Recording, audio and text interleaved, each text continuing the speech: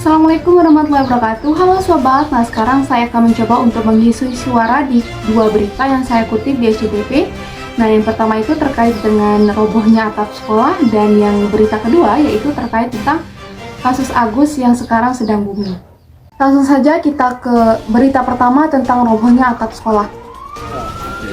Hujan deras yang mengguyur akhir-akhir ini menyebabkan atap ruang kelas SMA Negeri 1 Kecamatan Wanasaba, Kabupaten Lombok Timur ambruk pada Jumat akhir pekan lalu.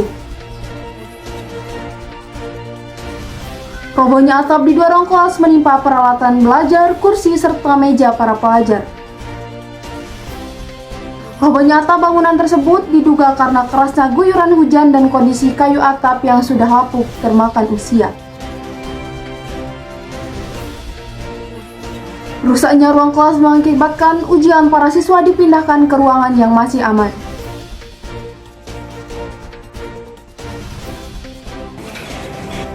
Kerusakannya di genteng kayaknya sama kayu. Kalau saya lihat ini sebenarnya kayunya masih ada layaknya, tapi karena beban hujan yang tidak pernah putus-putus, kemudian genteng ini lumayan berat kayu, maka sepertinya dia tidak kuat untuk menahan beban. Perbedaan di antara di kelas sama di sini tuh, kalau di kelas lebih nyaman, kita jauh lebih tenang dalam menjawabnya. Kalau di sini sepertinya kurang efektif.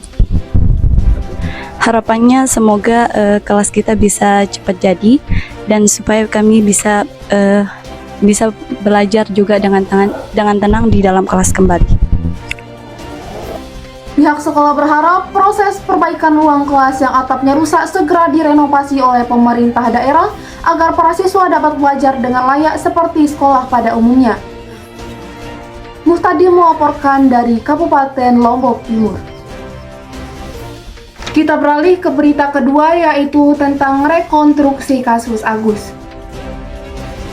Reka ulang perkara dugaan pelecehan seksual dengan tersangka seorang disabilitas IWAS 21 tahun digelar Kepolisian Daerah Nusa Tenggara Barat.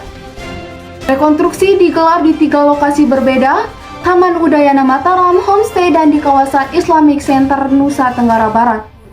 Adegan awal tersangka bertemu dengan korban di Taman Udayana Mataram.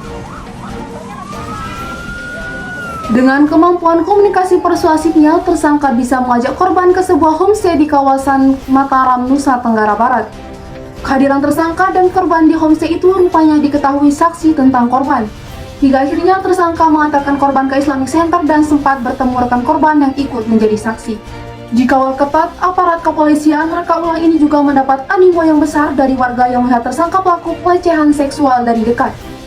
Adegan reka ulang ini sendiri berkembang dari 28 adegan menjadi 49 adegan. Adegan aksi di kamar homestay berdasarkan versi tersangka. Dari 3 lokasi yang kita lakukan di dalam BAP, sebenarnya ada 28 adegan yang tertuangkan karena ada perkembangan perbuatan yang dilakukan oleh tersangka itu mengembang di lapangan. Si korban itu yang aktif adalah tersangka, tetapi tadi kita lakukan olah TKP yang aktif adalah dari versi korban. Kepolisian Daerah Nusa Tenggara Barat telah memeriksa dan memintai keterangan 9 orang saksi korban yang mengaku mengenal tersangka dan sempat tergoda bujuk rayu tersangka. Polisi masih membuka posko pengaduan langsung maupun secara online untuk memfasilitasi para korban yang diduga masih belum melapor. Yadi Sulihin melaporkan dari Mataram, Nusa Tenggara Barat. Sekian untuk pengisian suara berita. Wassalamualaikum warahmatullahi wabarakatuh.